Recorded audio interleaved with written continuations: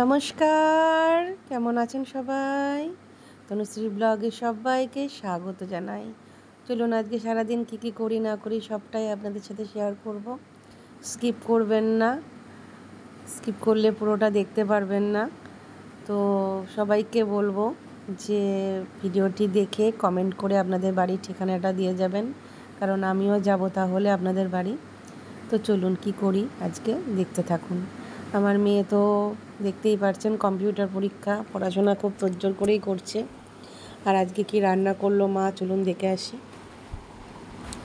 এই যে দেখুন, পটল পাতা ভাজা, নিম বেগুন ভাজা, আর হচ্ছে আলু ডাল করেছে, মুসুরির ডাল আলু দিয়ে করেছে, আর কি করেছে, আর ডিমের কারি করেছে। তো বলেই দিলাম, আর এটা হচ্ছে আলু ভাজা। তা আমি তো বলেই দিলাম আপনাদের, আর তবুও চলুন দেখি রান্নাঘর থেকে দেখে আসি। দেখছেন তো কতগুলো ডিম সেদ্ধ করে রেখেছে, মা মশলা করছে, আর এই যে বেগুন ভাজা করছে, এই যে ডিমটা ভাজছে। তো আমি আগে থেকে জানতাম বলে আপনাদের সাথে শেয়ার করে দিলাম। আর তারপরে মা আসলো, মাছালাটা যদি আগে আসতো তাহলে কিন্তু মা ডিমটা না করে মাছই করতো। তো মাছালা এসেছে ঠিকই, কিন্তু কোনো মাছ নিয়ে আসেনি, শুধু চিংড়ি মাছ নিয়ে এসেছে, কুচো কুচো চিংড়ি মাছ। তো আমার আবার কুচো কুচো চিংড়ি মাছ দিয়ে যে কোনো তরকারিতে কুচো কুচো চিংড়ি মাছ দিলে আমার খুব ভালো লাগে খেতে। তো মাছালা মামাটা আমাদের খুব ভালো বেছে দেয়। তারপরে আবার একটা বাঙাল ডাঁটা ছিল, কতগুলো রান্না করেছে মা, তারপরেও বাঙাল ডাঁটা দিয়ে চিংড়ি মাছ দিয়ে আবার রান্না করলো। আমার মা রান্না করতে বেশ ভালোবাসে, সবাই জানো তোমরা।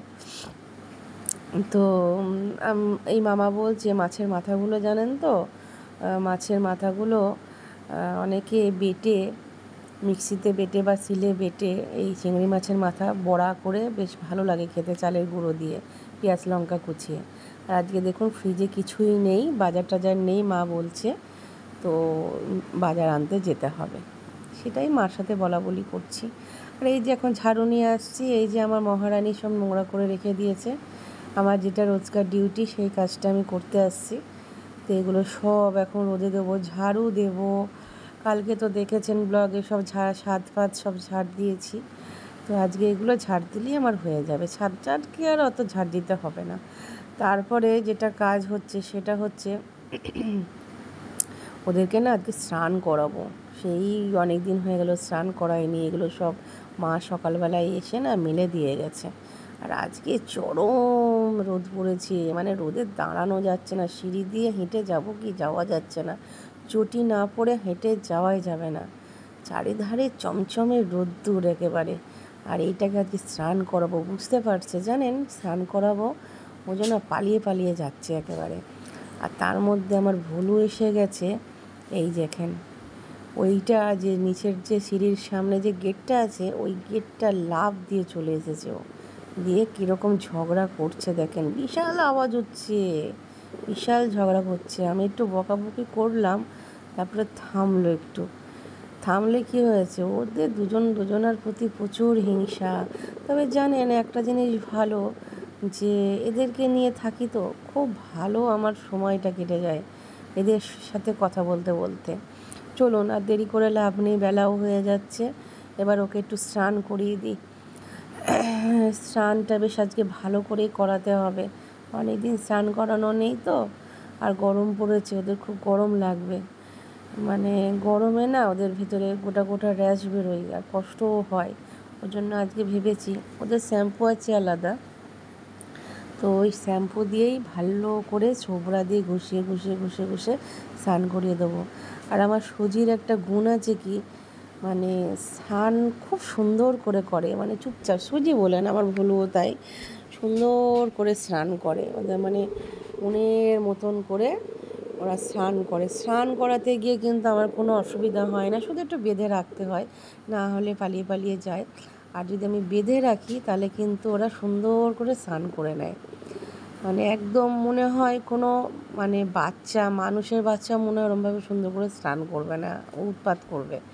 সেই জায়গায় কিন্তু আমার এই ডগিগুলো কিন্তু স্নান করে, কিন্তু খুব সুন্দর করে স্নান করতে ওরা খুব ভালোবাসে। তো দেখুন আমি কিভাবে স্নান করাচ্ছি। আগে জল দিয়ে ভিজিয়ে নিয়েছি, তারপরে একটা ছোবড়া দিয়ে ভালো করে ডলে ডলে ডলে ডলে স্নান করাচ্ছি। আর এর গায়ে যার মানে র্যাশ ছিল, সে মানে বলার কথা নয়, মানে লোম উঠে যেত কিন্তু লোম গজাতো না। তো আমি একটা ডাক্তার দেখিয়েছিলাম, তো সেই ডাক্তারে আমাকে একটা শ্যাম্পু দিয়েছিল আর বলেছিল ছোবড়া দিয়ে ভালো করে ডলবেন জায়গাগুলো, মানে স্ক্রাব করবেন। তো দেখবেন তারপর ভালো করে জল দিয়ে ধুয়ে দেবেন, দেখবেন ওই জায়গাগুলো ঠিক হয়ে যাবে আর লোমটাও গজাবে। হ্যাঁ, একদম তাই হয়েছে। একে তো এখন দেখতে এরকম হয়েছে, ওর যা ছিল চেহারাটা সে দেখার মতো নয়। যাই হোক, অনেক যত্ন করে আমি ওকে ঠিক জায়গায় নিয়ে এসেছি।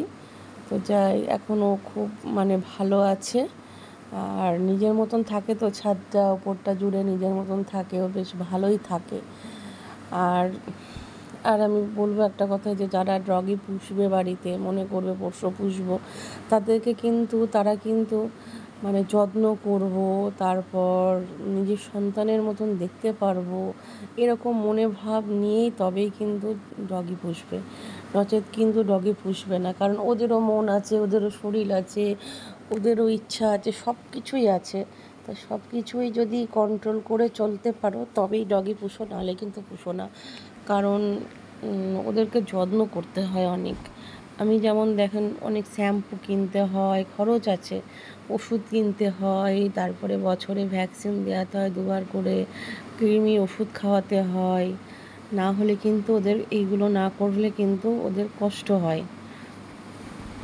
তো এইবার দেখুন, ও নিজে নিজেই কিন্তু উঠে গেল। উঠে গিয়ে দেখুন কি সুন্দর ও দাঁড়িয়ে, ও বলতে চাইলো যে পেটে আমার জল দিয়ে দাও। তো নিজে নিজে দাঁড়িয়ে বেশ পেটে জল দিয়ে নিচ্ছে, কারণ ওর পেটটা গরম হয়ে গেছে, তো সেই জন্যই ও পেটে জল দিয়ে নিচ্ছে। আর আমার কিন্তু সুজিকে স্নান করাতে খুব ভালো লাগে, কারণ ও খুব সুন্দরভাবে স্নান করে। এখন গরম পড়েছে, তো এখন আমি ওকে প্রায় সপ্তাহে 2 দিন করে একটু গায়ে জল দিয়ে দেবো, তাহলে ওর গরমটা লাগবে না। কারণ গরমের মধ্যে ওদের স্নান করাতেই হবে, না হলে ওরা প্রচণ্ড হিট হয়ে যায় ওদের শরীর। আর এরপরে আমি ভলুকেও স্নান করাতে যাব, কারণ আজকে দুজনাকেই স্নান করাতে হবে। সেই শীতের সময় স্নান করিয়েছি, তারপরে তো আর করাইনি, তাই জন্য ওদেরকে আমি আজকে ভেবেছি, এই কাজ থাকলে, সংসারের অন্য কাজ থাকলে, কাচাকুচি থাকলে এই কাজগুলো কিন্তু হয় না।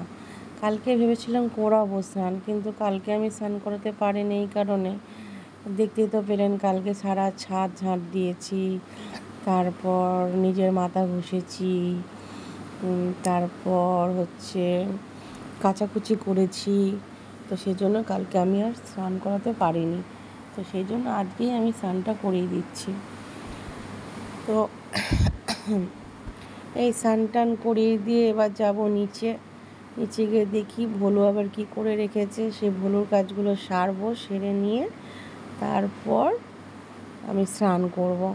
আবার ওবেলায় আমার কটা কাস্টমার আসবে পার্লারে, সেই কাজগুলো করতে হবে। ফোন করেছিল, কারণ আমার কাছে যারা আসে সবাই ফোন করেই আসে, ফোন না করে আসলে আমার খুব মানে মুশকিল হয়।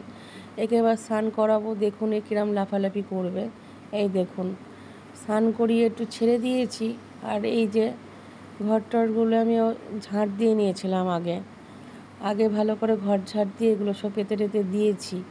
আর ও সমানে কি করছে দেখুন, লাফিয়ে ও একটুখানি খুব আনন্দ পেয়েছে, দেখুন কীভাবে লাফাচ্ছে, মানে আনন্দের ঠেলায় লাফাচ্ছে।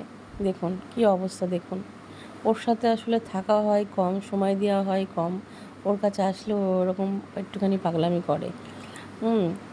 আর এই দেখুন, এরপরে আমি এসব আবার গুছিয়ে চলে এসেছি এবার ভুলুকে স্নান করাতে।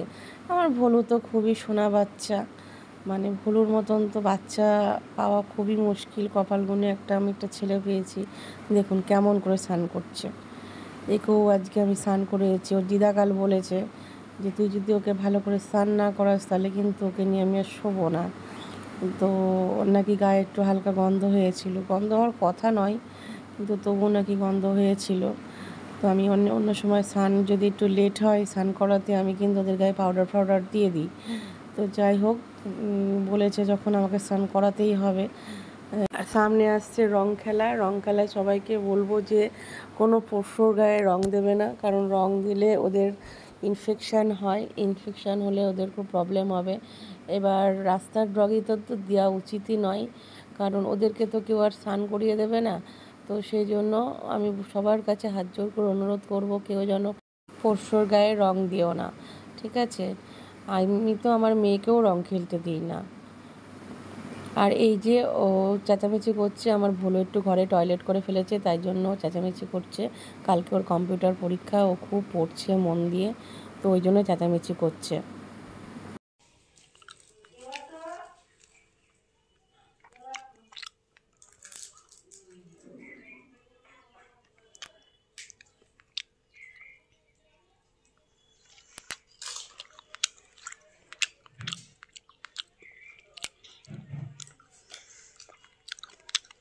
দারুণ হয়েছে, এটা লম্বাই করো।